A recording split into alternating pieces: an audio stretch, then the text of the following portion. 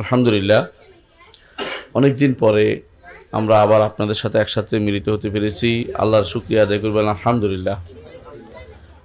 করোনার আগে আমরা দার্স দিয়েছিলাম, সেটা ধারাবাহিকতা রক্ষা করে সামনে দার্স দেব।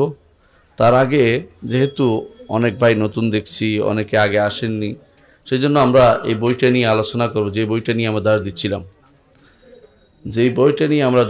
সেটা হচ্ছে সালাসাতুল উসুল। সালাসাতুল উসুল অর্থ হচ্ছে তিনটি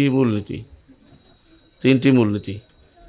এইটার আরেক নাম হচ্ছে উসুলুস সালাসা, তিনটে মূলনীতি। তো উসুলুস সালাসাটা, যেহেতু মানুষ উসুল বলতে উসুলে ফেকা বোঝায়, এজন্য সাধারণত সালাসাতুল উসুল আমরা বলি, যেহেতু আকীদার বিষয়। এই জন্য সালাসাতুল উসুল এটা তিনি প্রথমে লিখেছেন, পরে সংক্ষেপ করে শাইখুল ইসলাম মুহাম্মদ বিন আব্দুল ওয়াহাব রাহমাতুল্লাহ আলাইহি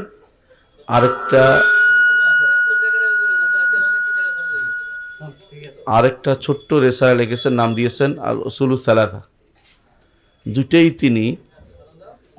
তিনি এইগুলো তিনি সাধারণত ছোট ছোট রাসাইল হিসেবে লিখেছেন, যেগুলো তিনি বিভিন্ন দাওয়াতের সময় বিভিন্ন গোত্রের কাছে পাঠাতেন।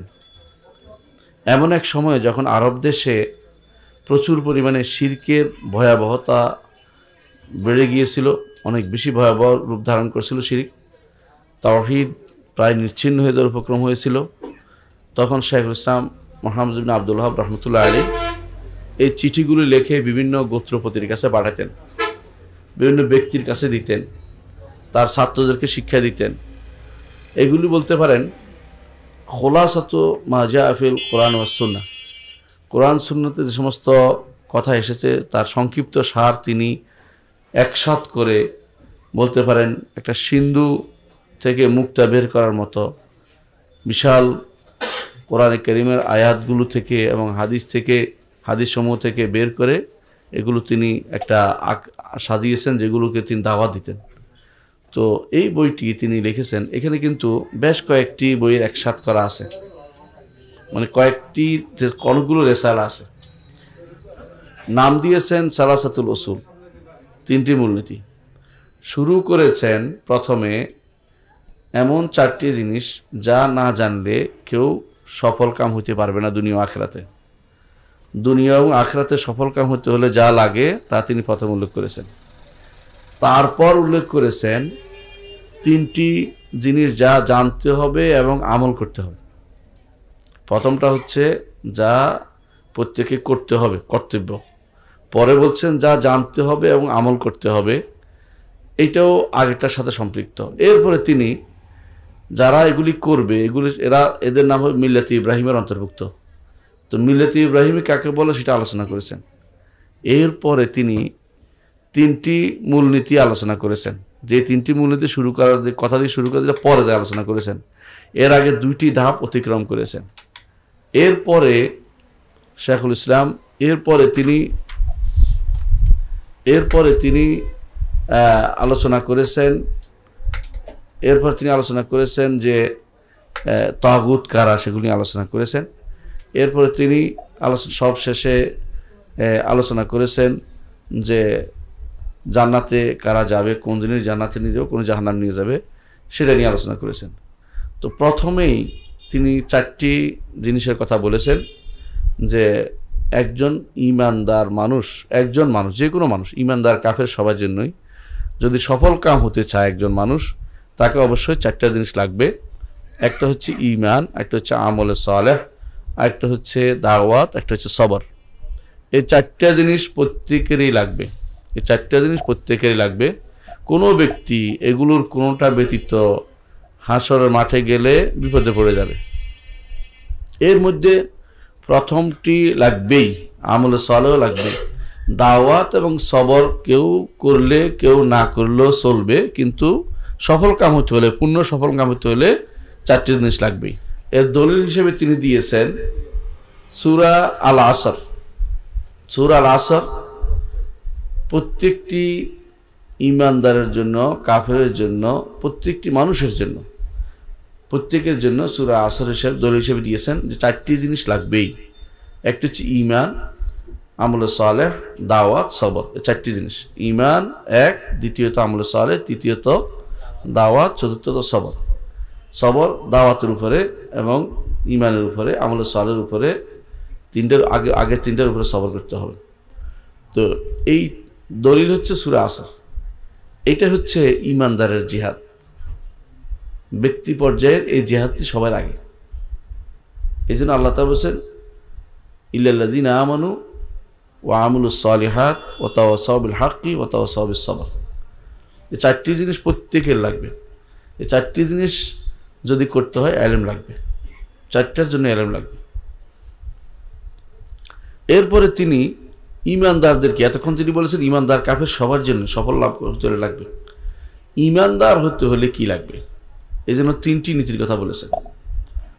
একজন মানুষ ঈমানদার হতে হলে তার কি কি লাগবে এটা তিনি উল্লেখ করেছেন।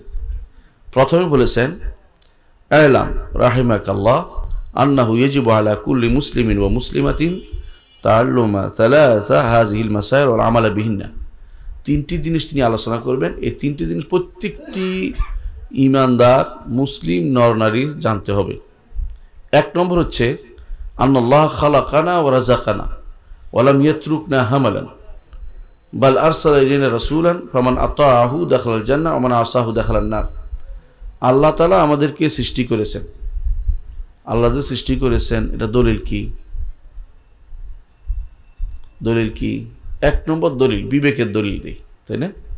আল্লাহ তাআলা কোরআনে বিবেকের দলিল দিয়েছেন। সেটা কি? আম খুলিকু মিন গায়রি শাইইন আম হুমুল খালিকুন। তারা কি নিজের স্রষ্টা নাকি কেউ তাদেরকে সৃষ্টি করেছে? দুইটা একটা বলতে হবে।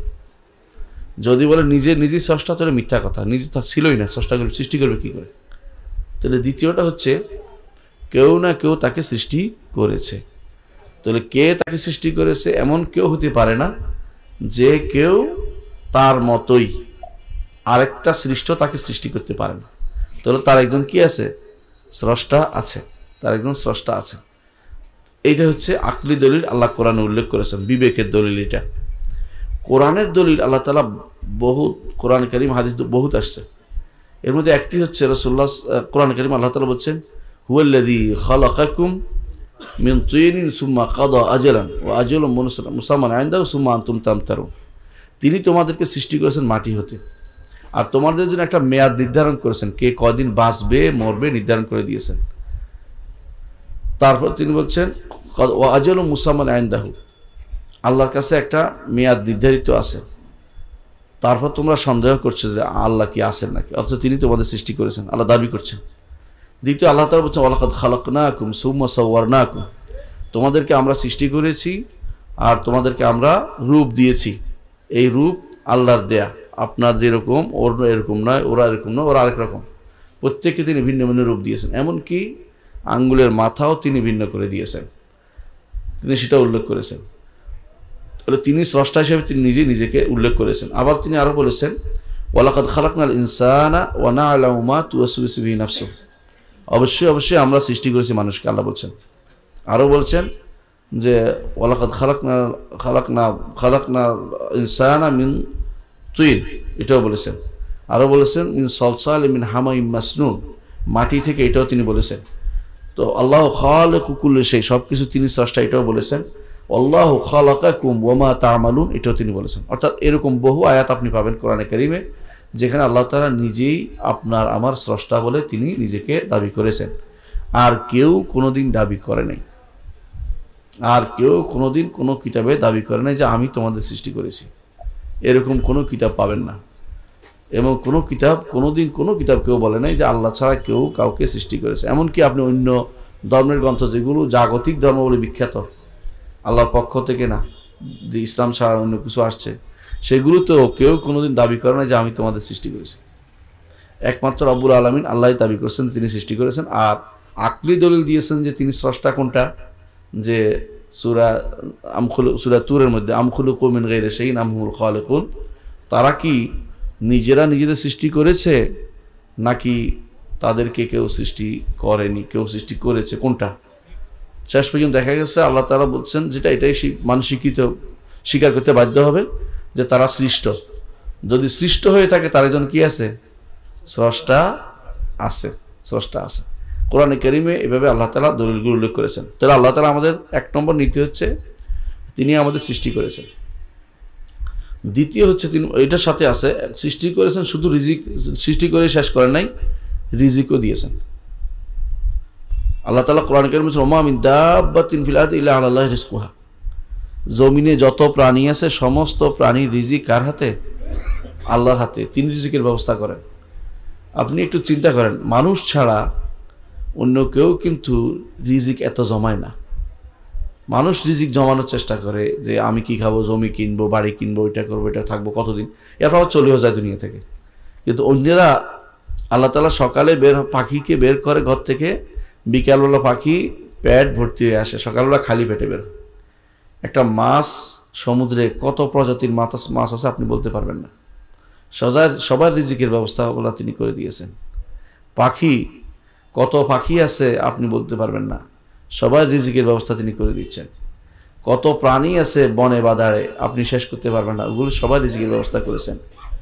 কত কীট পতঙ্গ আছে এগুলি আপনি গুণে শেষ করতে পারবেন না, এগুলো ব্যবস্থাপনা তিনি রিজিকের ব্যবস্থাপনা তিনি করে দিচ্ছেন। 18,000 মাখলুকাত কথাটা শুদ্ধ না, 18,000 মাখলুকাত বলতে কিছু নাই। এরকম লক্ষ লক্ষ কোটি কোটি মাখলুকাত আল্লাহর আছে। অনেক প্রজন্ম শেষ হয়ে গেছে, অনেক প্রজাতি শেষ হয়ে গেছে, আবার নতুন প্রজাতি আল্লাহ সৃষ্টি করছেন। এগুলো আপনারা যারা বিজ্ঞান নিয়ে গবেষণা করেন তারা জানেন, বিশেষ করে যারা এই পানির নিচে কত রকমের মাছ নতুন দেখতে পাচ্ছেন সেগুলো জানেন। এর অর্থ হচ্ছে আল্লাহ তাআলা তিনি সৃষ্টিও করেছেন, তিনি রিজিকও দেন, রিজিকও তিনি দেন। আল্লাহ বলছেন ইন্নাল্লাহু হুয়ার রাজ্জাকু যুল কুওয়াতিল মাতিন, তিনি রিজিক দাতা, আর কেউ রিজিক দাতা নেই। আরও বলেছেন কুল মান ইয়ারযুকুকুম মিনাস সামাওয়াতি ওয়াল আরদ, আসমান জমিন থেকে কে তোমাদেরকে রিজিক দেয়। অন্য আয়াতে বলেছেন কুল মান ইয়ারযুকুকুম মিনাস সামাওয়াতি ওয়াল আরদ, আসমান সমূহ এবং জমিনে কে তোমাদেরকে রিজিক দেয়। রিজিক তাহলে কে দেয়? আল্লাহ তাআলা। তাহলে আমরা সৃষ্টিও করেছেন তিনি, রিজিকও দিচ্ছেন তিনি। এরপর বলছে ওয়ালাম ইয়াতরুকনা হামালান, তিনি আমাদেরকে বেহুদা ছেড়ে দেননি। অর্থাৎ সৃষ্টি করে হামাল বুঝে মানে পরিত্যাগ করে গেছে, এটা হামাল অর্থ পরিত্যাগকৃত অবস্থা ছেড়ে দেননি, যে যা ইচ্ছে তা করো, এগুলির দিকে আর তাকাবো না, এরকম না। আরবরা কোনো উট যদি পছন্দ না হইতে পারো কিছু, এগুলো হামাল ছেড়ে দিত, এগুলো যা ইচ্ছে তা করো, কোনো দিকে চলে যায়, এগুলো আমি আর নিব না, খারাপ হইলে নষ্ট হয়ে গেলে, বিশেষ করে যে সমস্ত উঁটে ময়লা খায়, এগুলি পছন্দ হয় না, এগুলিকে ছেড়ে দেয়, তারা আর নেয় না এগুলি বাড়িতে। তো নষ্ট হয়ে গেলে, নষ্ট হয়ে গেলে আল্লাহ তাআলা আমাদেরকে সৃষ্টি করেছেন, রিজিক দিয়েছেন, কিন্তু তিনি আমাদেরকে এভাবে ছেড়ে দেননি যা ইচ্ছা তা করো, তোমাদের কোনো আর কোনো হিসাব নিকাশ হবে না, খোঁজ খবর নেওয়া হবে না, এটা কিন্তু তিনি করেন নাই। এই সৃষ্টি করা, রিজিক দান করা, দুইটাই হচ্ছে রুবুবিয়ত। রুবুবিয়ত অর্থাৎ আল্লাহ তাআলা রব হিসাবে এটা তিনি করেছেন। সৃষ্টি আপনার হাতে নাই, আছে, রিজিক আল্লাহ তাআলা দেন, দুইটাই। এরপরে পরিচালনার জিনিসটা আল্লাহ সব কিছু পরিচালনা করেন, আপনাকে এমনি ছেড়ে দেন। আপনার জন্য পানির ব্যবস্থাপনা করেছেন, হাওয়ার ব্যবস্থাপনা করেছেন, জীবন ধারণের জন্য হাওয়া উঠবে যাবে আসবে যাবে ব্যবস্থাপনা করে দিয়েছেন। কিছুদিন আগে মানুষ নিঃশ্বাস নিতে পারতো না, অক্সিজেন কিনে কিনে চলতো, আছে না? তো দেখতে পাচ্ছেন যে কত বড় বিপদ হওয়ার পরে এই মানুষ অক্সিজেন নেওয়ার বিষয়টা নিয়ে টানাটানি করছে, অথচ এর আগে চিন্তাও করে নাই যে আমার অক্সিজেন কিনতে হবে, চিন্তা করে নাই, অক্সিজেন নিয়ে টানাটানি করছে। এটা সবই প্রমাণ করে যে তিনি সব পরিচালক, তিনি সৃষ্টি করেছেন, রিজিক দিচ্ছেন, সাথে সাথে আমার সব কিছু তিনি পরিচালনা করছেন। এই পরিচালনার দাবি হচ্ছে যে তিনি রাসূল পাঠাবেন, এটা বলতে উদ্দেশ্য। এই জন্য রাসূল পাঠানো আল্লাহ তাওহীদ রুবুবিয়ার একটি অংশ। রাসূল তিনি পাঠাবেন রব হিসাবে, কারণ তিনি আমাদেরকে বেহুদা ছেড়ে দিবেন না। তিনি বলছেন কোরআনে কারীমে আফাহাসিবতুম আন্নামা খালাকনাকুম আবাতান ওয়া আন্নাকুম ইলাইনা লা তুরজাউন, তোমরা কি মনে করেছো যে তোমাদেরকে আমরা বেহুদা সৃষ্টি করেছি আর আমার কাছে ফিরে আসবে না?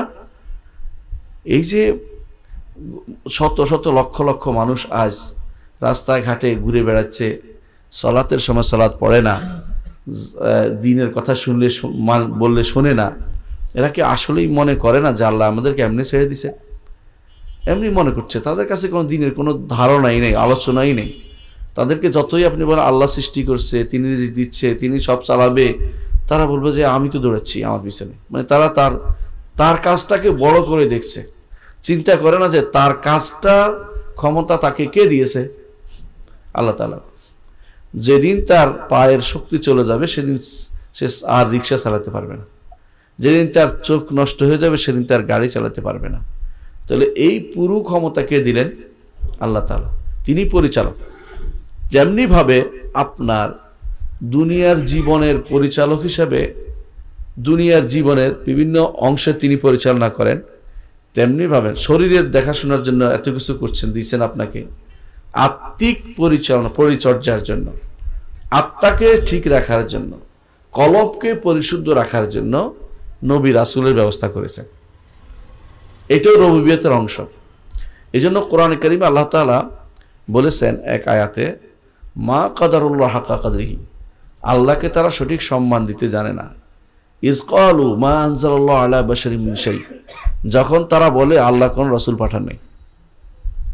মানুষের কাছে কিছু পাঠান নাই অর্থ হচ্ছে কোনো রাসূল পাঠান নাই। এইটা কেন? রুবুবিয়তের দাবি হচ্ছে অবশ্যই তিনি রাসূল প্রেরণ করবেন। এই জন্য যারা রাসূলদেরকে মানে না তারা আল্লাহর রুবুবিয়তকে অস্বীকার করছে, যারা তাকদীর মানে না তারা আল্লাহর রুবুবিয়তকে অস্বীকার করছে একদিকে, আবার অন্যদিকে আল্লাহ তাআলার আসমা ও সিফাতকে অস্বীকার করছে। যারা আখিরাত মানে না তারা আল্লাহর রুবুবিয়তকে অস্বীকার করছে। যারা ফেরেশতা মানে না তারা আল্লাহর রুবুবিয়তকে অস্বীকার করছে, কারণ এগুলো সবই সৃষ্ট। তো সৃষ্টির স্রষ্টা হচ্ছে আল্লাহ তাআলা। এগুলিকে অস্বীকার করার অর্থ হচ্ছে আল্লাহকে অস্বীকার করা, রুবুবিয়তকে অস্বীকার করা। এই জন্য রুবুবিয়তের দাবি হচ্ছে আল্লাহ তাআলা আমাদেরকে এইভাবে ছেড়ে দিবেন না, অবশ্যই তিনি রাসূল প্রেরণ করবেন। এই জন্য তিনি রাসূল প্রেরণ করেছেন। ফামান আতাআহু দাখালাল জান্নাহ ওয়া মান আসাহু দাখালান নার, যে কেউ এই রাসূলদের আনুগত্য করবে সে কোথায় যাবে? জান্নাতে যাবে। আর অবাধ্য হলে কোথায় যাবে? জাহান্নামে যাবে। এটা হচ্ছে এক নম্বর নীতি। এক নম্বর নীতিটা মুখস্থ হয়ে গেছে ইনশাআল্লাহ আপনাদের, যে তিনি, আবার বলছি মনে রাখেন, তিনি আমাদের সৃষ্টি করেছেন, তিনি আমাদের রিজিক দেন, তিনি আমাদের সব কিছু দেখাশোনা করেন। শারীরিক দেখাশোনার সাথে সাথে আমাদের আত্মিক দেখাশোনার জন্য তিনি নবী রাসূল পাঠাবেন। কারণ নবী রাসূল না পাঠালে আমাদেরকে বিক্ষিপ্তভাবে জীব জানোয়ারের মতো ছেড়ে দেওয়া হবে। এই জন্য আমরা যেহেতু বিবেকবান সৃষ্টি, আমাদের জন্য তিনি কি পাঠিয়েছেন? নবী রাসূল পাঠিয়েছেন। সুতরাং যেহেতু তার পক্ষ থেকে প্রেরিত হয়েছে নবী রাসূল, যে কেউ নবী রাসূল অনুসরণ করবে জান্নাতে যাবে, নবী রাসূলের কেউ অবাধ্য হলে জাহান্নামে যাবে। এটা সহজ জিনিস, এক নম্বর নীতি আমরা বুঝে ফেললাম আলহামদুলিল্লাহ। এর মধ্যে সবচেয়ে বড় নবী এবং উত্তম নবীকে মুহাম্মদুর রাসূলুল্লাহ সাল্লাল্লাহু আলাইহি ওয়াসাল্লাম। তিনি সেটা নিজেই বলেছেন, আনা সাইয়্যিদু ওয়ালাদি আদম ওয়ালা ফখর, আমি সমস্ত বনি আদমের সন্তানদের সৈয়দ। আমি গর্ব করে বলছি না, আমি কোনো গর্ব করে বলছি না। আর সৈয়দ আলিফ লাম দিলে হবে আল্লাহ, কিন্তু সৈয়দ ওয়ালাদে আদম যদি কোনো বনি আদমের সাথে মিশিয়ে দেওয়া হয় তখন সেটা হচ্ছে রাসূলুল্লাহ সাল্লাল্লাহু আলাইহি ওয়াসাল্লাম, মুহাম্মদ সাল্লাল্লাহু আলাইহি ওয়াসাল্লাম। দলিল দিচ্ছেন তিনি, আমাদের শেখুল ইসলাম মুহাম্মদ ইবনে আব্দুল্লাহ রাহমাতুল্লাহ আলাইহি দলিল দিচ্ছেন কোরআন আয়াত থেকে। তিনি বলছেন, আল্লাহ তাআলা বলেছেন, ইন্না আরসালনা ইলাইকুম রাসূলান, আমরা তোমাদের কাছে রাসূল প্রেরণ করেছি, শাহিদান আলাইকুম, যে রাসূল তোমাদের উপরে সাক্ষ্য থাকবে, শাহিদান আলাইকুম, তোমাদের কর্মকাণ্ডের সাক্ষ্য তিনি থাকবেন। কামা আরসালনা ইলা ফিরআউনা রাসূলা, যেমনিভাবে ইতিপূর্বে ফেরাউনের কাছে রাসূল পাঠিয়েছিলাম মুসাকে, তোমাদের কাছে রাসূল পাঠিয়েছিলাম কাকে? মুহাম্মদ সাল্লাল্লাহু আলাইহি ওয়াসাল্লামকে। ফাআসা ফিরআউনুর রাসূলা ফাআখাযনা ওয়াখযাম ওয়াবিলা, ফেরাউন তার রাসূল আল্লাহর রাসূলকে অস্বীকার করেছে, আল্লাহ তাকে পাকড়াও করেছেন। এর অর্থ হচ্ছে তোমরাও যদি এরকম তার রাসূলকে অস্বীকার করো তোমাদেরকেও তিনি পাকড়াও করবেন। বলতে পারেন দুনিয়ার বুকে তো বহু এখন আল্লাহ তো এই মুহাম্মদ সাল্লাল্লাহু আলাইহি ওয়াসাল্লামকে সমস্ত নবী সমস্ত উম্মতের কাছে পাঠিয়েছেন, তাই না? আগেকার সমস্ত নবী রাসূল প্রেরিত হতেন বিশেষ গোত্রে, বিশেষ অঞ্চলে, কিন্তু মুহাম্মদ রাসূলুল্লাহ সাল্লাল্লাহু আলাইহি ওয়াসাল্লাম সমস্ত বিশ্বের জন্য। তাহলে এখন আযাব এসে ধ্বংস করে দেয় না কেন? সেটাও মুহাম্মদ রাসূলুল্লাহ সাল্লাল্লাহু আলাইহি ওয়াসাল্লামের দোয়ার ওসিলায়। তিনি দোয়া করেছিলেন যে আল্লাহ আমার উম্মতকে আপনি সবাইকে আকাশ থেকে আযাব দিয়ে ধ্বংস করবেন না। আল্লাহ তাআলা সেই দোয়া কবুল করেছেন। বলেছে আল্লাহ আমার উম্মতকে কাফেরদের দ্বারা একেবারে ধ্বংস করে দিবেন না। আল্লাহ তাআলা সেই দোয়া করেছেন, দোয়া কবুল করেছেন। আর 3 নম্বর দোয়া করেছেন আল্লাহ আমার উম্মতের মধ্যে হানাহানি মারামারি যেন না হয়। আল্লাহ তাআলা সেই দোয়া কবুল করেননি। তাহলে আপনারা এখন পুরোপুরি যারা আল্লাহর কথা শুনছে না, তাদের পরিণতি হওয়ার কথা ছিল ফেরাউনের পরিণতি। কিন্তু আল্লাহ তাআলা তার নবীকে, এই শেষ নবীকে, তার উম্মতদেরকে ছাড় দিচ্ছেন, ছেড়ে দিবেন না, আখিরাতে ঠিকই তিনি পাকড়াও করবেন। তো সেই জন্য তিনি চাচ্ছেন যে এই উম্মত মধ্যে এরা যারা কাফেররা মারা যাবে তাদের সন্তানরা দিনের মধ্যে কেউ না কেউ আসবে। রাসূলুল্লাহ সাল্লাল্লাহু আলাইহি ওয়াসাল্লাম বলেছেন আল্লাহ তাআলা আল্লাহ তাআলা এই দিনকে তিনি প্রতিটি কাঁচা ঘরে পাকা ঘরে পৌঁছাবেন, কাঁচা ঘর পাকা ঘরে পৌঁছাবেন। বেইজ্জে জালিলিন আও যুল্লে জালিলিন, কারো অপমানের সাথে হোক অথবা সম্মানের সাথে হোক। অপমানের সাথে বুঝছেন কিনা? অনেক সময় তাদেরকে ধরে আনার পরে এই অবস্থায় তারা ইসলাম গ্রহণ করে, আবার অনেক সময় সম্মানের সাথে ইসলাম গ্রহণ করে। বিভিন্নভাবে যেভাবে হোক ইসলাম প্রতিটি ঘরে ঘরে পৌঁছাবে। আজ আলহামদুলিল্লাহ সারা বিশ্বের এমন কোন রাষ্ট্র নাই যেখানে মুসলিম নাই, আলহামদুলিল্লাহ। এবং আলহামদুলিল্লাহ দিন দিন তারা বেড়েই যাচ্ছে। অথচ যদি ধ্বংস হয়ে যেত আগে থেকে, তাহলে কেউ আর ইসলাম গ্রহণ করতে পারতো না।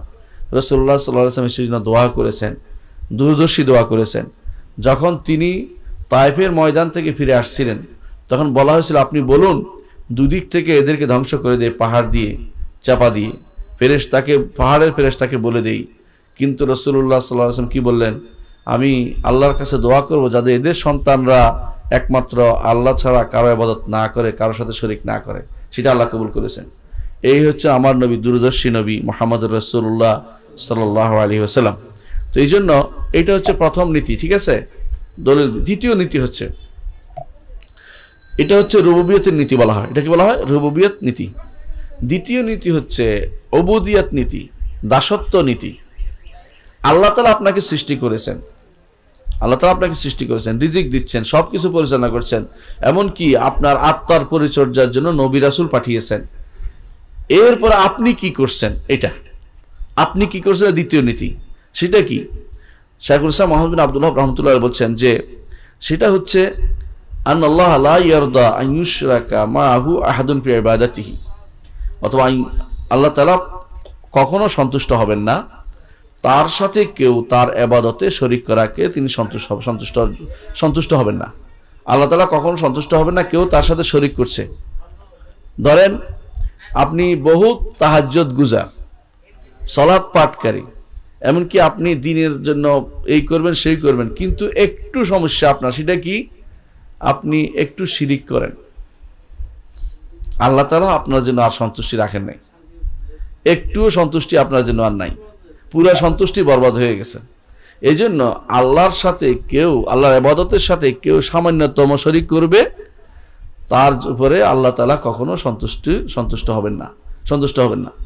সে যার সাথে আপনি, যাকে নিয়ে আল্লাহর অংশ দিচ্ছেন, যাকে, সে যদি কোনো আল্লাহর নৈকট্য প্রাপ্ত ফেরেশতাও হয়, অথবা কোনো নবীও হয়, মুরসাল প্রেরিত কোনো নবীও হয়, আল্লাহ তাআলা কিন্তু এটা কোনোটাই একটু গ্রহণ করবেন না, সামান্যতম গ্রহণ করবেন না। এটা হচ্ছে উবুদিয়ত নীতি, উলুহিয়ত নীতি, দাসত্ব নীতি। অর্থাৎ তিনি যেহেতু সৃষ্টি করেছেন, রিজিক দিচ্ছেন, সব পরিচালনা করেছেন, আপনার কাজ হবে কি? একমাত্র তারই ইবাদত করা, এটা হচ্ছে আপনার কাজ, আমার কাজ। যেহেতু তিনি আমার স্রষ্টা, তারই ইবাদত করবেন। আল্লাহ তাআলা এই জন্য সূরা বাকারার মধ্যে বলেছেন ইয়া আইয়ুহান নাস উবুদু রাব্বাকুমুল্লাযী খালাকাকুম, হে মানুষেরা, যে রব তোমাদের সৃষ্টি করেছেন তার ইবাদত করো। তাহলে দ্বিতীয় নীতি হচ্ছে একমাত্র তারই ইবাদত হবে, আর কারো ইবাদত করা যাবে না। এখন সেটা মানুষ সাধারণত কাকে নিয়ে বাড়াবাড়ি করে অন্যের ইবাদত করে জানেন? করে বেশিরভাগ আগেকার মুশরিকরা ফেরেশতাদেরকে বানাতো, যে ফেরেশতাদের ইবাদত করলে ফেরেশতারা আল্লাহর কন্যা নাউজুবিল্লাহ, আল্লাহর কাছে তারা কি করবে? আমাদের জন্য সুপারিশ করবে। কারণ কন্যাদের কথা বাবারা বেশি শোনে, নাউজুবিল্লাহ। এই চিন্তা ভাবনা করে তারা আল্লাহ তাআলার ওয়াজালুল মালাইকাতাল্লাযিনা হুম ইবাদুর রহমান ইনাথা, তারা আল্লাহর বান্দাদের যে সমস্ত মালাইকা আছে এদেরকে তারা নারী বানাইছে। আল্লাহ বলছে সাতুকতাবু শাহাদাতুহুম ইউসালুন, তাদের এই সমস্ত সাক্ষী আমি লিখবো, কথা আমি লিখবো এবং তাদেরকে প্রশ্ন করব হাসরের মাঠে যে আমি কখন সন্তান হলো আমার, নাউজুবিল্লাহ। অন্য আয়াতে আল্লাহ তাআলা বলছেন আলাকুমুল বানিন আলাহুল বানাত আলাকুমুল বানিন, তার জন্য শুধু মেয়ে আর তোমাদের সব ছেলে। তখন ফেরেশতা, তখনকার দিনে জাহিলিয়তের যুগের লোকেরা এরকম মনে করত যে আল্লাহর মেয়ে এরা, এই জন্য তাদের খুশি করার জন্য ইবাদত করতো। উজ্জা বানাইতো আল্লাহর মেয়ে হিসাবে, লাত বানাইতো আল্লাহর মেয়ে হিসাবে, এই জন্য ইবাদত করতো। মানাত বানাইতো মান্নান থেকে আল্লাহর মেয়ে হিসাবে, এই জন্য তারা ইবাদত করতো, নাউজুবিল্লাহ। তো এখন কিন্তু এটা করে না। এখন কোন দিকে আসছে? নিচের দিকে আসছে। আর মালাইকা তো তারা দেখে নাই। ইয়ৌম ইয়ারাউনাহা, যেদিন দেখবে সেদিন বলে হাইজরাম মাহজুরা, কিছু করার নেই বা কিছু প্রাপ্তি নেই। আর মালাইকা কেউ দেখে নাই। কিন্তু দুনিয়ার মানুষ যাদের ইবাদত এখন করতেছে এরা হচ্ছে হয় নবী, নাম নবীটা দেখে নাই, নবীর মূর্তি বানাচ্ছে, অথবা তাকে না দেখে আবার শুরু করে দিচ্ছে, অথবা কোনো অলি অথবা কোনো সৃষ্ট কোনো বস্তুর ইবাদত করতেছে। এটা সবচেয়ে নিকৃষ্ট কাজ হচ্ছে এটা করা, যে আল্লাহ সৃষ্টি করেছেন তার জন্য তিনি ইবাদত, তার জন্য কেউ ইবাদত করছে না, অথচ নিজেরা আল্লাহ তার ইবাদত করতেছেন, অথচ যেগুলি আল্লাহ সৃষ্টি করে যেগুলো ইবাদত করে যাচ্ছে, যেগুলো আল্লাহ সৃষ্টি করেছেন সেগুলো ইবাদত তারা করে যাচ্ছে। এই জন্য এটা হচ্ছে আযলামুজ জুলম, সবচেয়ে বড় জুলুম। এই জন্য আল্লাহ কখনো এতে সন্তুষ্ট হতে পারেন না। আমাদের আহলুস সুন্নাত ওয়াল জামাতের আকীদা হচ্ছে যে আল্লাহ তাআলা সন্তুষ্ট হন, আল্লাহ তাআলা বেজার হন। বেজার বুঝুন তো? রাগ হওয়া, ক্রোধান্বিত হওয়া। কিন্তু পার্শ্ববর্তী কিছু মানুষ আছে আমাদের আহলুস সুন্নাতের বাইরে যারা আছে, আশারি বলেন, মাতুরিদি বলেন, মুতাজিলা বলেন, খারজি বলেন, এরা কেউ মনে করে আল্লাহ সন্তুষ্ট হন না, নাউজুবিল্লাহ, আল্লাহ বেজার হন না। তাদের নিকট আল্লাহ তাআলা ওই আগে যখন সৃষ্টি করেছেন তখন আজালে একবার সন্তুষ্ট হয়েছেন, সেটাই এখন তার কোনো সন্তুষ্টিও নাই, বেজারও নাই, নাউজুবিল্লাহ। অথচ হাদিসে আছে রাসূলুল্লাহ সাল্লাল্লাহু আলাইহি ওয়াসাল্লাম বলেছেন ইন্নাল্লাহা ইয়ারদা লাকুম সালাসান, আল্লাহ তাআলা তোমাদের তিনটি জিনিসে খুশি হন, ওয়া ইয়াকরাহু লাকুম সালাসান, আর তিনটি জিনিসে তিনি অপছন্দ করেন। ফায়ারদা লাকুম, তিনি সন্তুষ্ট হন, আনতাবুদুহু ওয়ালা তুশরিকু বিশাইআন, একমাত্র তার ইবাদত করবে, তার সাথে কাউকে শরীক করবে না। ওয়া আনতাতাসিমু বিহাবলিল্লাহি জামিআ ওয়ালা তাফাররাকু, আল্লাহর রজ্জুকে ঐক্যবদ্ধভাবে ধারণ করবে, এতে মতভেদ করবে না। আল্লাহর রজ্জু বুঝেন? ইসলামকে নিয়ে আপনাদের দল দল ভাগ নয়। বিহাবলিল্লাহি, আল্লাহ যেন ওয়াতাসামু বিল্লাহ, ওয়াতাসামু বিহাবলিল্লাহ, দুইটা শব্দ বলছে কোরআনে। আল্লাহর রজ্জু রাসূল একে দেখাইছেন ইসলাম, কোনো আলাদা কোনো গোষ্ঠী নয়, কোনো আলাদা দলীয় প্ল্যাটফর্ম নয়। এটা বলাই হচ্ছে আল্লাহর অপছন্দতে চলে যাওয়া, যেটা একটু পরে আসতেছে। আল্লাহর রজ্জুকে ধারণ করে ঐক্যবদ্ধ থাকা। ওয়ালা তাফাররাকু, ভিন্ন ভিন্ন মতে, পথে, দলে দলে বিভক্ত না হতে, এটা আল্লাহ দ্বিতীয়টা যেটা আল্লাহ পছন্দ করেন। ওয়া আনতানাসাহু, এবং তোমরা কল্যাণকামী হবে, মান আল্লাহুল্লাহ আমরাকুম, যাদেরকে আল্লাহ তোমাদের উপর শাসক নিযুক্ত করেছে, এদের কল্যাণকামী হবে, এদেরকে ভালো পরামর্শ দিবে। না শুনলে তোমাদের দায়িত্ব শেষ, তোমরা ভালো কথাগুলি তাদের জন্য রাখবে। এটা রাসূলুল্লাহ সাল্লাল্লাহু আলাইহি ওয়াসাল্লাম হাদিস। ওয়াইয়াকরাহু লাকুম, আল্লাহ তাআলা অপছন্দ করেন তোমাদের জন্য কিলা ওয়া কালা। কিলা ওয়া কালা বুঝেন? অমুকে এটা বলছে, তমুকে এটা বলছে, এই বই কথা সারাক্ষণ বসে বসে একজনেরটা একজনের বিরুদ্ধে লাগিয়ে দেয়া।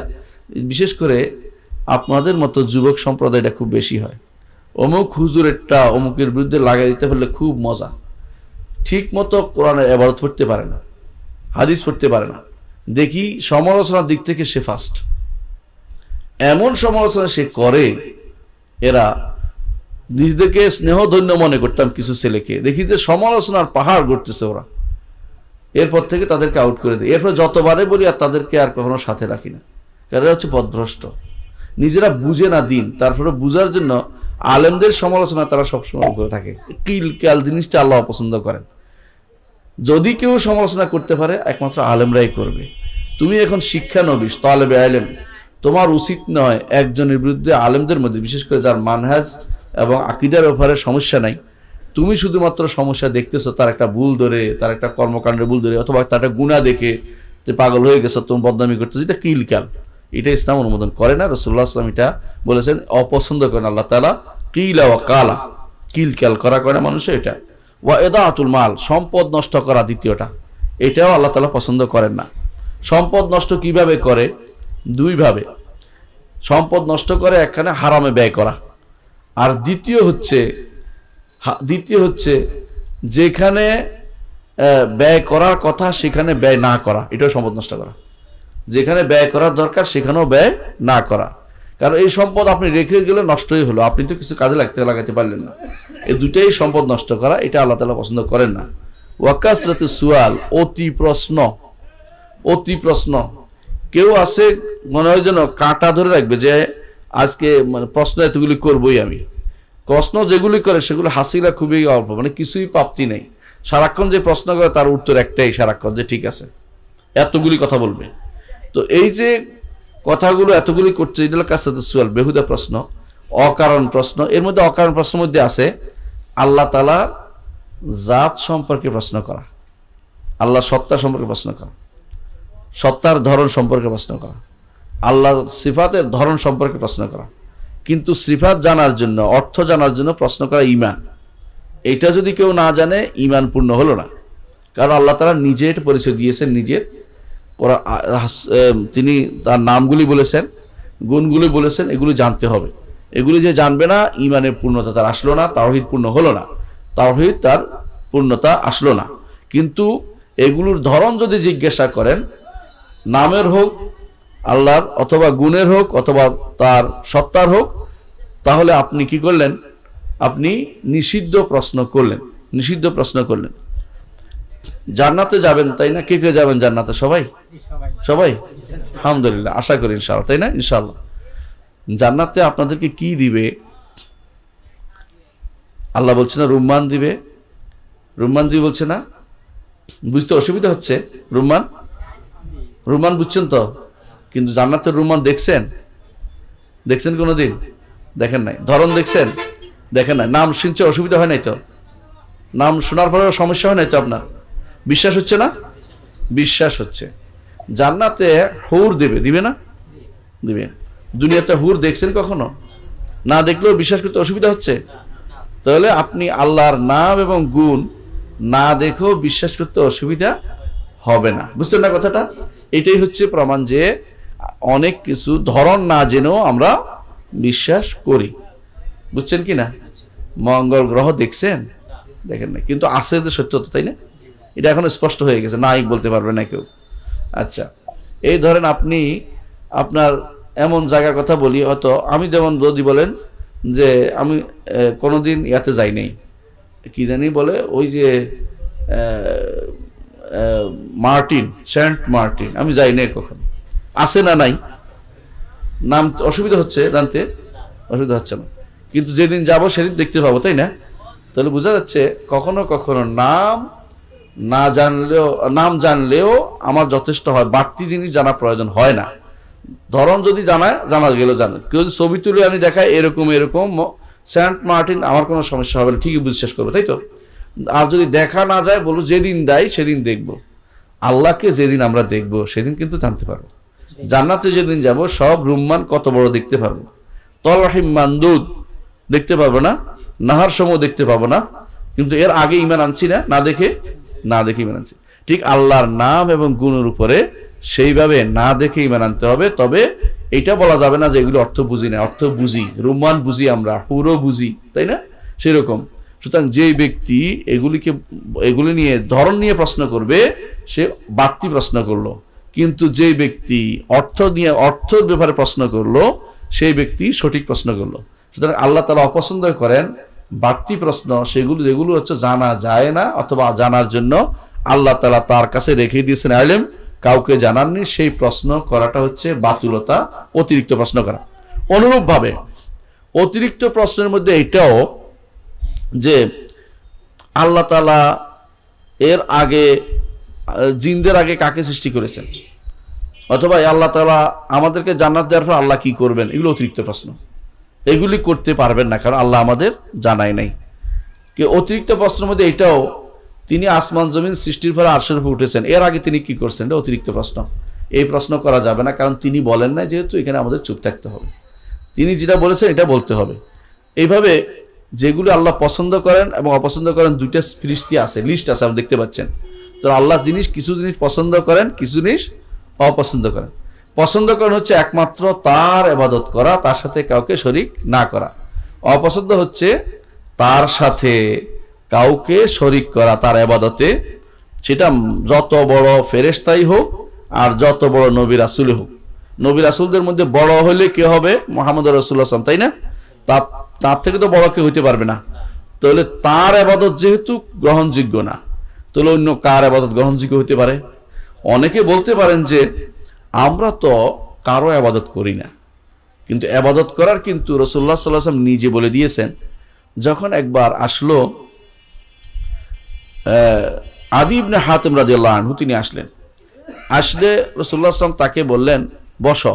তিনি বসলেন, বসে আল্লাহ রাসূল সাল্লাল্লাহু আলাইহি ওয়াসাল্লাম তখন এই আয়াত তেলাওয়াত করলেন, ইত্তাখাযু আহবারাহুম ওয়া রুহবানাহুম আরবাবা মিন দুনিল্লাহ ওয়াল মাসীহ ইবনে মারইয়াম ওয়া মা উমিরু ইল্লা লিয়াবুদুল্লাহা ইলাহা ওয়াহিদা। যে তারা তাদের সংসার বিরাগীদেরকে এবং তাদের আলেমদেরকে রব বানিয়ে নিয়েছে। তখন আদি ইবনে হাতিম বলে, আমরা তো তাদেরকে রব বলি না, মানে রব বলি না, মানে রাসূলের উপরে কথা বলতেছে। রাসূলুল্লাহ সাল্লাল্লাহু আলাইহি ওয়াসাল্লাম বললেন, তারা যদি কোনো কিছু হালাল করে তোমরা হালাল করো না? বলে হ্যাঁ। তারা যদি কোনো কিছু হারাম বলে তোমরা হারাম করো না? বলে হ্যাঁ। বলে এটাই হচ্ছে তার ইবাদত করা, তিলকা ইবাদাতুহু।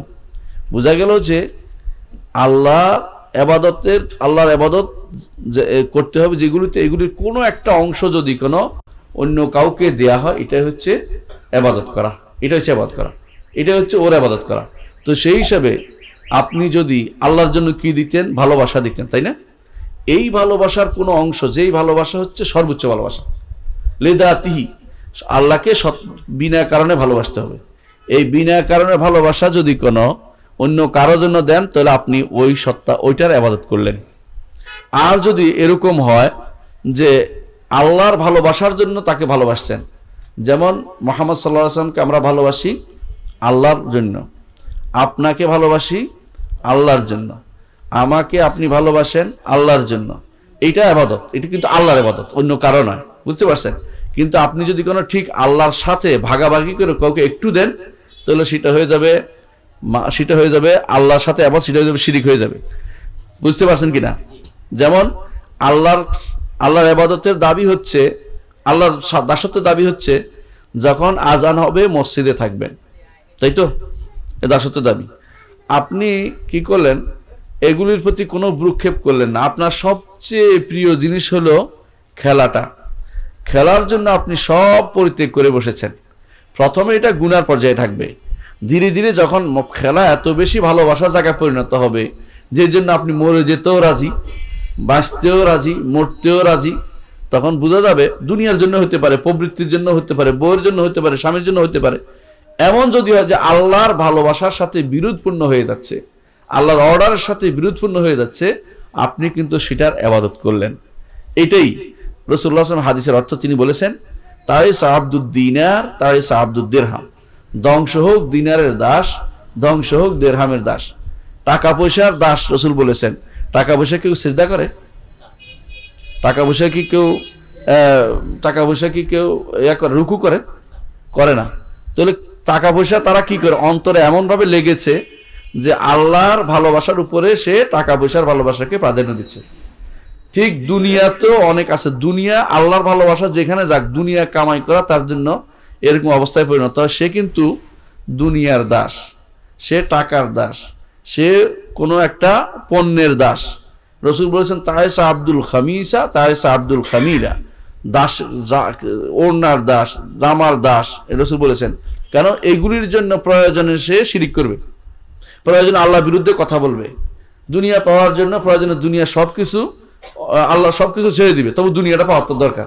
হ্যাঁ, অনেক ভাই যারা টাকা কামানোর জন্য হারাম খেতে আসে, একটা হারাম খাওয়া সাধারণ জিনিস, কিন্তু যখন তার কাছে মনে হবে আল্লাহ যাই বলুক না কেন আমি হারামটা খাবই, তখন হচ্ছে কোন জায়গায় আল্লাহর বিপক্ষে দাঁড় করিয়েছেন, তখন সেটা আল্লাহ ছাড়া অন্যের ইবাদতে পরিণত হয়েছে। এটাই হচ্ছে ইবাদত, যে যার জন্য ভালোবাসা এবং বিনয় স্পষ্টভাবে প্রকাশ পাবে, যেটা আল্লাহ পাওয়ার জন্য। সাধারণ ভালোবাসা আছে, স্বামী স্ত্রী একে অপরকে ভালোবাসে, এটা সাধারণ ভালোবাসা। আমি আমার সন্তানকে ভালোবাসি, আপনি সন্তানকে বা হুজুরকে ভালোবাসেন, বাড়ির লোককে ভালোবাসেন, এটা সাধারণ জিনিস, এটা সমস্যা নেই।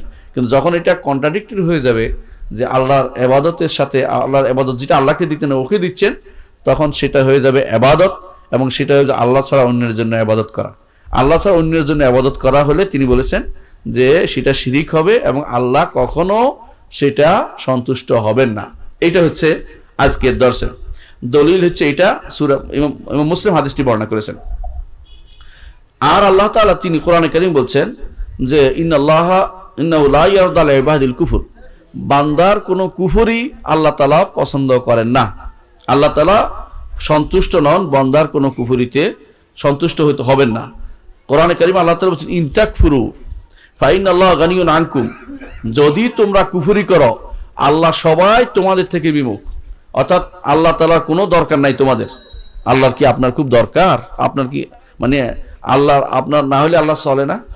চলে কিনা? আল্লাহর রাজত্বের কোনো কম হয়ে যাবে? কোনো কম হয়ে যাবে না। সারা দুনিয়ার মানুষ যদি কুফরি করে আল্লাহর কোনো কিছু যায় আসে না।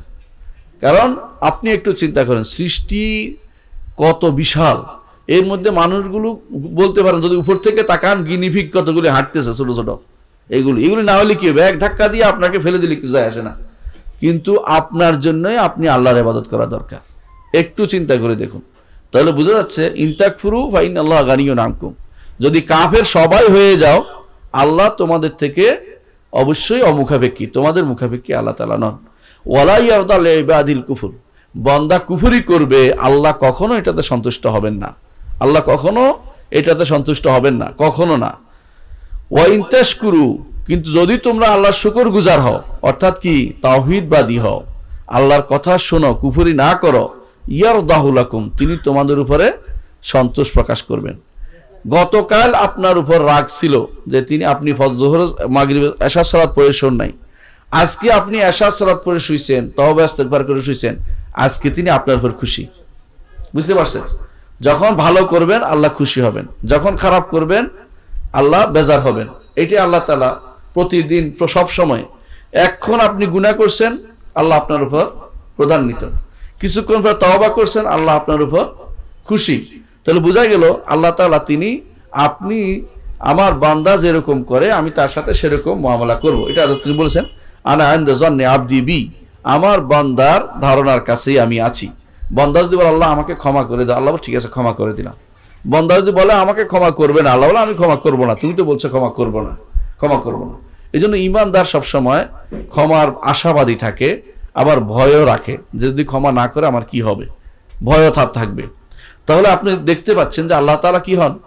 সন্তুষ্ট হন, আবার রাগও করেন এবং অপছন্দও করেন, পছন্দও করেন অপছন্দও করেন।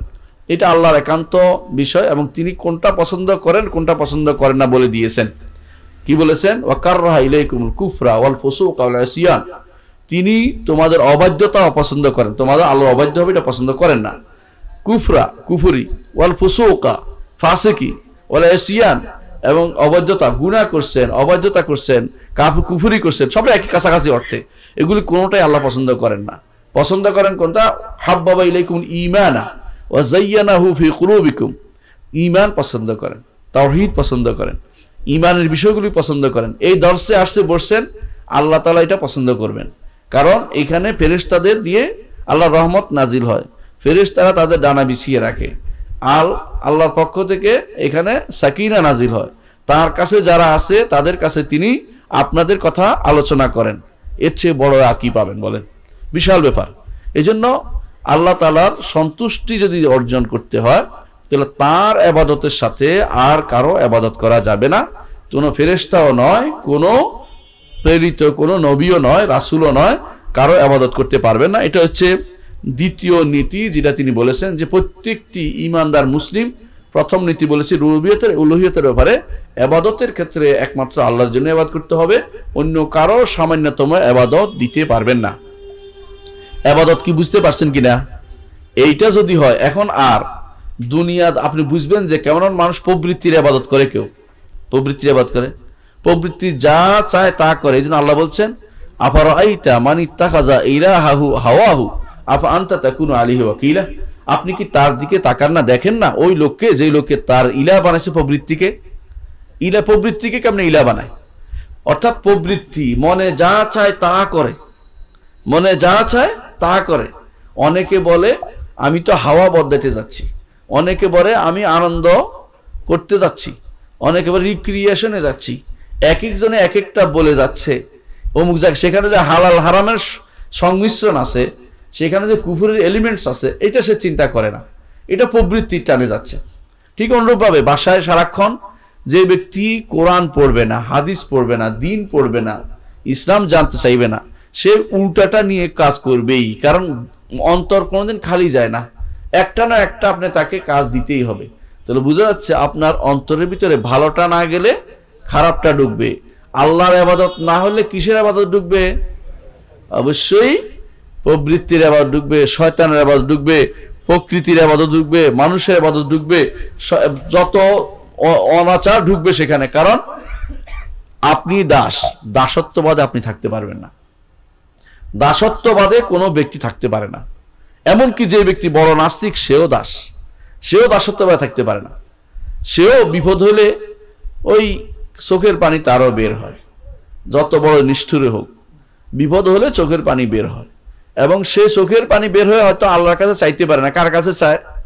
তার ওই যে একটা মূর্তি দাঁড়িয়ে আছে, কমরেড, হ্যাঁ, মাও সেতুং টুং টুংটাং কত আছে, এগুলির কাছে, কিমিল জুং জঙ্গিল সোং কত রকমের নাম আছে, ওইগুলির পিছনে দাঁড়িয়ে কানবে। কিন্তু তাহলে এক আল্লাহর কাছে না গেলে কার কাছে যাবে? অন্যের কাছেও যাবে। অর্থাৎ খারাপ আল্লাহর কাছে না গেলে শয়তানের কাছে যাবে। এই যে বৌদ্ধরা ধরেন, বৌদ্ধকে যখন জিজ্ঞাসা করা হয়েছিল যে আমাদেরকে স্রষ্টা সম্পর্কে জানান, আনন্দ জিজ্ঞাসা করছে তাকে, তার ছাত্র, প্রিয় ছাত্র আনন্দ, স্রষ্টা সম্পর্কে আমাদেরকে বলেন। তখন তিনি বলেছিলেন, আনন্দ তোমার কি সৃষ্টির সমস্যার সমাধান হয়ে গেছে? মানে তিনি নিরেশ্বরবাদী ছিলেন, তিনি ঈশ্বর সম্পর্কে কোনো কথা বলেন নাই, একটি কথাও বলেন নাই। কিন্তু তার অনুসারীরা কি করলো? তাকেই ঈশ্বর বানিয়ে ছাড়লো। কারণ ঈশ্বর মানে মানুষের অভাব বোধ আছে, মানুষের অভাব বোধ আছে, মানুষের পেরেশানি আছে, মানুষের চিন্তাক্লিষ্টতা আছে। মানুষ এর থেকে বের হইতে পারে না। সে যদি আল্লাহর কাছে তা তুলে ধরতে না পারে, হাত তুলতে না পারে, তাহলে কি করে? মাথা ঠেকাবে কবরে। আল্লাহর কাছে না গেলে কবরের কাছে চলে যাবে, আল্লাহর কাছে না গেলে পীরের কাছে চলে যাবে, আল্লাহর কাছে না করলে ওই অন্যায় করতে কোনো একটা বেদির কাছে চলে যাবে। বুঝতে পারছেন? তাহলে মানুষ, আপনি আমি আসলেই দাস। দাসত্বের বাইরে যাওয়ার আমাদের কোনো ক্ষমতা নেই।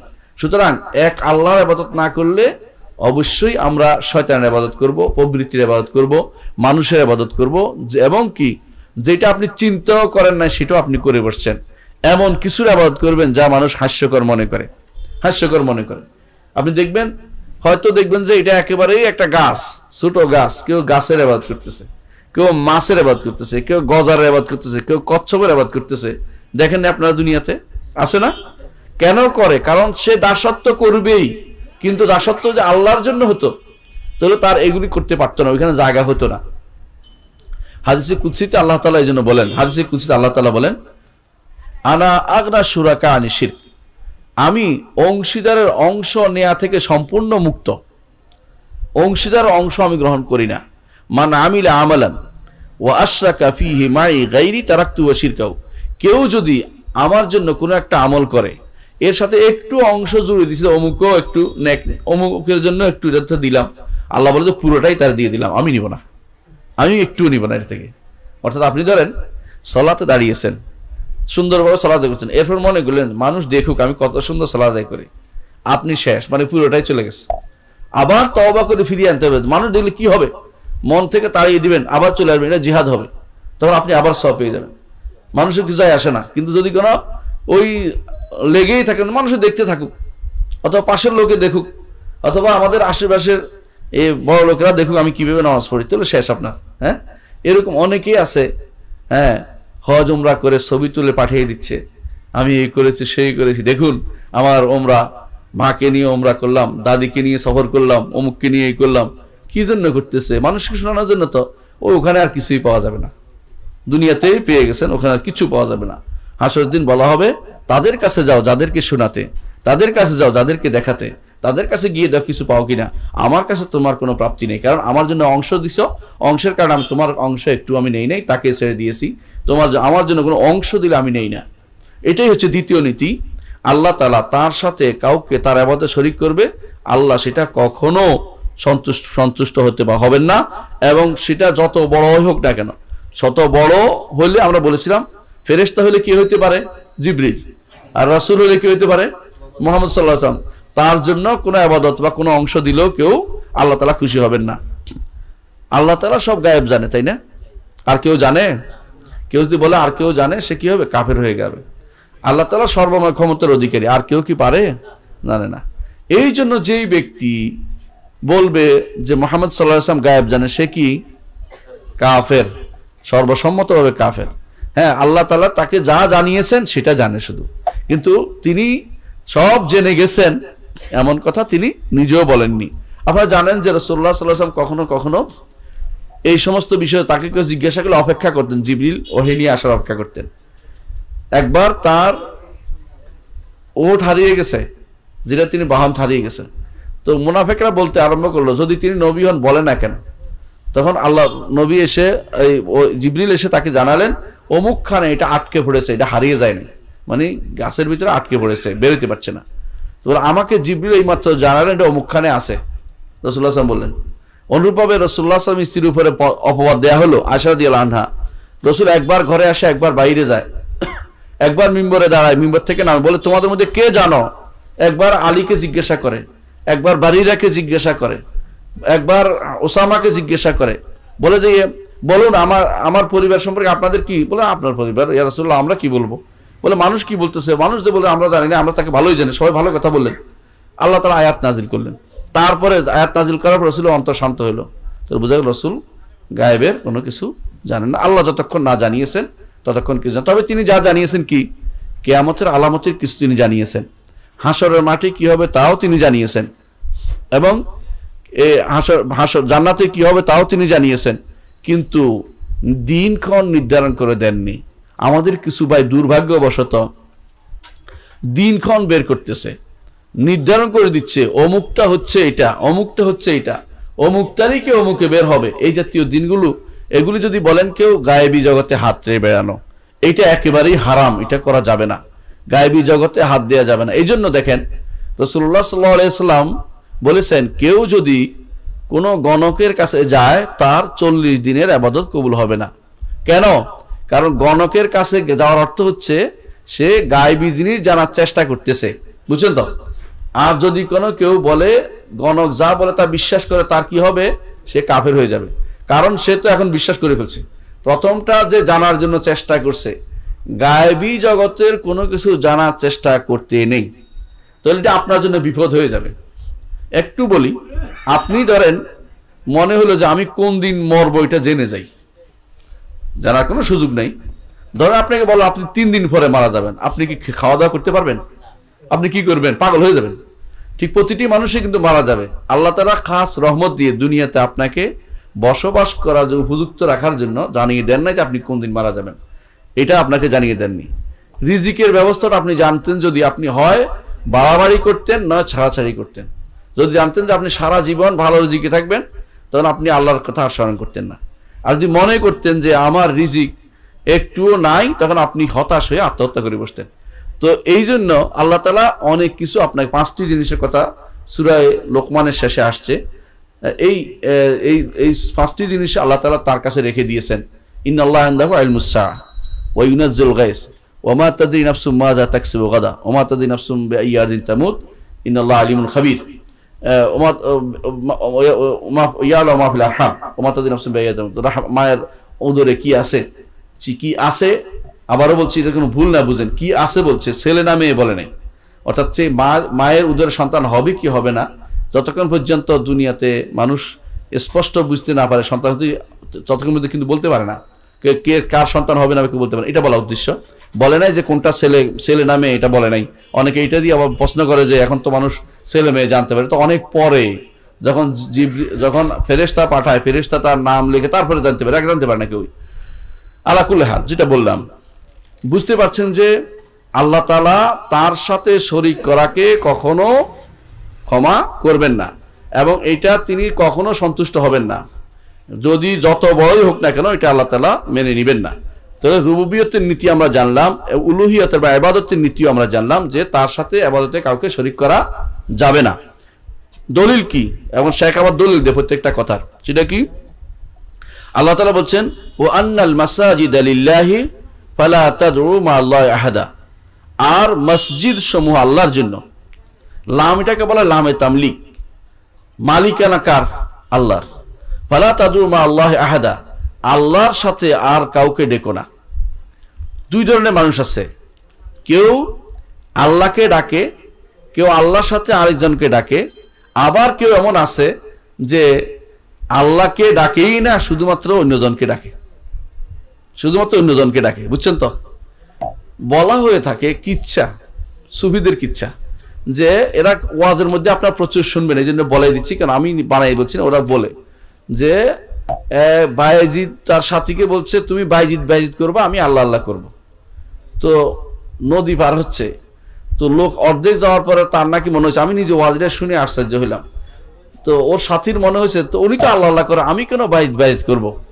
এই জন্য তিনি নাকি বলছে আল্লাহ, সঙ্গে সঙ্গে অর্ধেক ডুবে গেছে। নাউজুবিল্লাহ। চিন্তা করে দেখছেন আপনি? মানে সে এখন কার ইবাদতে তাকে নিয়ে যাচ্ছে? তার নিজের ইবাদতে নিয়ে যাচ্ছে। যদি ডুবেও যায় তার তো আল্লাহ বলা উচিত, মরে গেলেও তার আল্লাহ বলা উচিত। শিরিক করে বেঁচে থাকার তো দরকার নাই তার, শিরিক করে বেঁচে থাকলে তার সারা জীবন শেষ হয়ে গেল। অনেকে অভিজ্ঞতা দিয়ে, অভিজ্ঞতাতে ভালো পাওয়া গেছে, অভিজ্ঞতা দিয়ে বেঁচে থাকার আপনার দরকার নাই। আপনি তাওহীদের উপর মরে যান, তাও ভালো। আর শিরকের উপরে কিছু সুযোগ পেয়ে যান, তা কখনো ভালো নয়।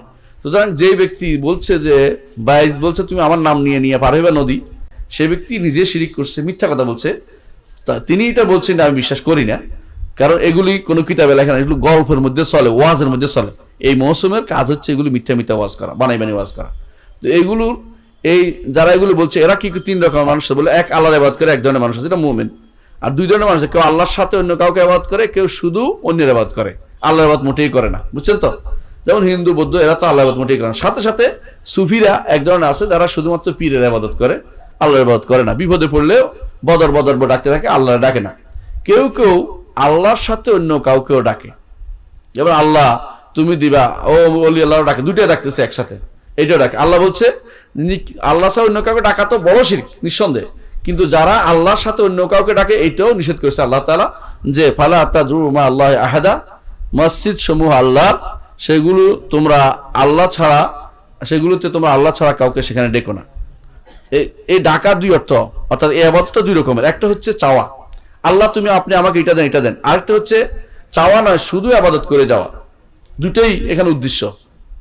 কারণ মসজিদ বলতে দুইটা জিনিসকে বোঝানো হয়। সেজদার জায়গা, সেজদার জায়গা কোনটা?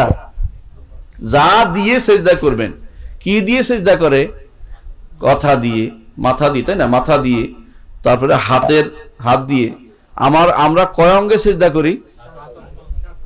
7 অঙ্গে, 6 না, 7 অঙ্গে। হ্যাঁ, কপাল নাক একসাথে ধরে, রাসূলুল্লাহ সাল্লাল্লাহু আলাইহি ওয়াসাল্লাম বলেছেন। এবার একসাথে ধরার কারণ হচ্ছে কারো নাক বসা আছে, নাক লাগে না, এই জন্য হয়তো। তো কপাল নাক আমার মতো এরকম হলে আর কি। তো কপাল নাক একসাথে ধরে, আর বাকি 6 অঙ্গ। বুঝছেন তো? এই 6 অঙ্গের উপরে আমরা সিজদা করি। এগুলো আল্লাহ ছাড়া কারোর জন্য নত হবে না, এটা একটা। আরেকটা হচ্ছে মসজিদ সমূহ, যেখানে সিজদা করার জায়গাটাতে তোমরা আল্লাহ ছাড়া কারোর জন্য এটা করো না। অর্থাৎ মসজিদগুলোতে আর কারো কবর থাকবে না, মসজিদগুলোতে কারো কোনো ইবাদতের জন্য কোনো চিহ্ন সেখানে থাকবে না, কারো নাম সেখানে নেওয়া হবে না, সেখানে কোনো অলির নামে ডাকা হবে না, কোনো বলি হওয়া যাবে না। অলির নামে আমরা বলি হতে চাই না। বুঝতে পারছেন? তাহলে এই জাতীয় জায়গাগুলোতে আমরা আল্লাহ ছাড়া কাউকে ডাকতে, আল্লাহ ছাড়া অন্য কাউকে ডাকতে আল্লাহ তাআলা নিষেধ করেছেন। এবং তার সাথে অন্য কাউকে ডাকতেও তিনি নিষেধ করেছেন। এটাই হচ্ছে এই দ্বিতীয়টা দলিল, কোরআন আয়াত। এটা সূরা জিনের মধ্যে আল্লাহ তাআলা সেটা বলেছেন। তো এই আয়াত থেকে আমরা বুঝতে পারি যে আল্লাহ ছাড়া অন্য কাউকে ডাকাও যাবে না, অন্য কারো ইবাদত করা যাবে না, কারণ এটা হচ্ছে শিরকে আকবর, বড় শিরক। এবং এটা এমন এক গুনাহ যে গুনার কারণে আল্লাহ তাআলা কাউকে আর এমনি ক্ষমা, তওবা ব্যতীত আল্লাহ তাআলা কাউকে ক্ষমা করবেন না। তিনি বলে দিয়েছেন ইন্নাল্লাহা লা ইয়াগফিরু আন ইউশরাকা বিহি ওয়া ইয়াগফিরু মা দুনা যালিকা লিমান ইয়াশা। আল্লাহ তাআলা তার সাথে কেউ শরীক করলে তিনি তাকে ক্ষমা করবেন না। তিনি ব্যতীত, তার শিরিক ব্যতীত অন্য যে কোনো গুনাহ আল্লাহ তাআলা এই নিচু পর্যায়ের, মা দুনা যালিকা, এর চেয়ে নিম্ন পর্যায়ে যা আছে সেগুলিকে আল্লাহ তাআলা যার জন্য ইচ্ছা ক্ষমা করবেন। অনেকে আছে নিচের গুলোও গুনাহ ক্ষমা করবে না বলে দেয়, আছে না, ওয়াজের মধ্যে বলে, হ্যাঁ জাহান্নামে গেলে কি আর বের হবে, মনে হয় যেন সে জাহান্নামের মালিক, সেই জন্য বের করার মালিক। তো এই জাতীয় জিনিসগুলো যারা বলে তারা আসলে আলেম হতে পারেনি, জ্ঞানী হতে পারেনি। আহলুস সুন্নাহ ওয়াল জামাতের আকীদা হচ্ছে শিরিক নিয়ে গেলে সে নিজেও বের হইতে পারবে না, কেউ তার জন্য সুপারিশও করতে পারবে না, কারণ আল্লাহ তার উপর সন্তুষ্ট না। ওয়ালা ইয়ারদা লিবাদিল কুফর, কুফরি শিরিক থাকলে আল্লাহ তার সন্তুষ্ট হবেন না। সুতরাং আল্লাহ বলছেন ইল্লা মানজালা দিয়ে কে তার জন্য শিরিক করবে, যে কার জন্য তার জন্য কেউ, তার ওই ব্যক্তির জন্য কেউ শিরিক করবে না, কেউ সুপারিশ করবে না, শুধু ওই ব্যক্তির জন্য সুপারিশ হবে। লিমান ইয়াশা ও ইয়ারদা, আল্লাহ যার জন্য চাইবেন এবং যার উপর সন্তুষ্ট আছে তার উপর, তার জন্য সুপারিশ হবে। আর যে শিরিক করবে তার জন্য আল্লাহর কখনো সন্তুষ্টি নাই, সুতরাং তার জন্য কোনো সুপারিশ হবে না। কিন্তু শিরিক নাই যার, তার জন্য কি হবে, বিভিন্নভাবে তার গুনাহ ক্ষমা হবে, বিভিন্নভাবে 10 প্রকারে কারো গুনাহ ক্ষমা হয়, 10 প্রকারে কারো গুনাহ ক্ষমা হয়। দুনিয়ার বুকে আপনার তওবার মাধ্যমে গুনাহ ক্ষমা হয়, ইস্তেগফারের মাধ্যমে গুনাহ ক্ষমা হয়, দুইটা বললাম তাই না। আবার কেউ আছে রোগ শোক অসুখে গুনাহ ক্ষমা হয়, মৃত্যুর সময় কষ্টে অসুখ গুনাহ ক্ষমা হয়, মৃত্যুর পরে কবর আযাবে গুনাহ ক্ষমা হয়, হাসরের মাঠের কষ্টে গুনাহ ক্ষমা হয়, রাসূলুল্লাহ সাল্লাল্লাহু আলাইহি ওয়াসাল্লামের সুপারিশে গুনাহ ক্ষমা হবে। তারপরে ব্যক্তি গুনাহ শেষ হয়ে যাওয়া, মানে গুনার আযাব শেষ হয়ে গেলে গুনাহ ক্ষমা বের করে নিয়ে আসা হবে জাহান্নাম থেকে। আর সর্বশেষে 10 নম্বর, আল্লাহর রহমতে কিছু মানুষ বেরিয়ে আসবে, কেউ কিছু করতে পারে না, আল্লাহ তাআলা নিজে তার তিন অঞ্জলি নিয়ে বের করে নিয়ে আসবেন জাহান্নাম থেকে, যারা একমাত্র আল্লাহ জানে যে তারা ঈমানদার ছিল, আমল করেছে, দুনিয়ার বুকে কেউ জানেনি, সুপারিশ করতে যায় নাই, কেউ চিনে নাই তাদেরকে, আল্লাহ বলে এগুলো তো আমার দায়িত্বে, তিনি বের করে নিয়ে আসবেন। তাহলে বোঝা গেল গুনাহ যদি কোনো শিরকের নিচে থাকে, বড় কুফরের নিচে থাকে, বড় নেফাকের নিচে থাকে, তার ক্ষমার সমূহ সুযোগ আছে। কিন্তু শিরিক থাকলে আল্লাহ তাকে কখনো ক্ষমা করবেন না, যদি না সে তওবা করে ফিরে আসছে দুনিয়ার বুকে। দুনিয়ার বুকে যখনই তওবা করবে তাআবাল্লাহু, আল্লাহ তার তওবা কবুল করবেন। এখনো সময় আছে, যারা কবর পূজা, পীর পূজা, মাজার পূজাতে রত আছেন, আসেন আল্লাহর দিকে ফিরে আসেন, তওবা করে ফিরে আসেন, আল্লাহ তাআলা আপনার আমার সবার তওবায় তিনি কবুল করবেন। এজন্য ঈমানদার, তার জন্য সব আশা করা যায়, ভালো আশা করা যায়। কাফের বা মুশরিক তার জন্য কিছুই আশা করা যায় না। এজন্য কুফর এবং শিরিক থেকে বাঁচার জন্য সর্বদা চেষ্টা চালিয়ে যেতে হবে। আল্লাহ তাআলা কোরআনে কারীম বলেছেন ইন্নাহু মান ইউশরিক বিল্লাহি ফাকাদ হারামাল্লাহু আলাইহিল জান্নাহ, যে কেউ আল্লাহর সাথে শরীক করবে আল্লাহ তার উপর জান্নাত হারাম করে দিয়েছেন। ফাকাদ হারামাল্লাহু আলাইহিল জান্নাহ ওয়া মাওয়াহুন নার, তার ঠিকানা করে দিয়েছেন জাহান্নাম। ওয়া বিসাল মাসির, নিকৃষ্টতম জায়গা হচ্ছে এটা, যাবার জায়গা। অনুরূপভাবে রাসূলুল্লাহ সাল্লাল্লাহু আলাইহি ওয়াসাল্লাম হাদিসে তিনি বলেছেন যে কেউ আল্লাহর সাথে কাউকে শরীক করবে না সে জান্নাতে প্রবেশ করবে, প্রথমে না হলেও পরে হলেও করবে। কিন্তু যে কেউ আল্লাহর সাথে শরীক করবে কখনো সে জান্নাতে প্রবেশ করবে না। এটা রাসূলুল্লাহ সাল্লাল্লাহু আলাইহি ওয়াসাল্লাম হাদিস, তিনি সেটা মুআয ইবনে জাবালকে বলে দিয়েছিলেন এবং সেটা আমাদের বিখ্যাত বুখারী মুসলিম হাদিসে আছে, সেটা আমাদের কাছে। তো আলহামদুলিল্লাহ আমরা দ্বিতীয়টা জানলাম, বাকি রইল আমাদের কাছে তৃতীয়টা।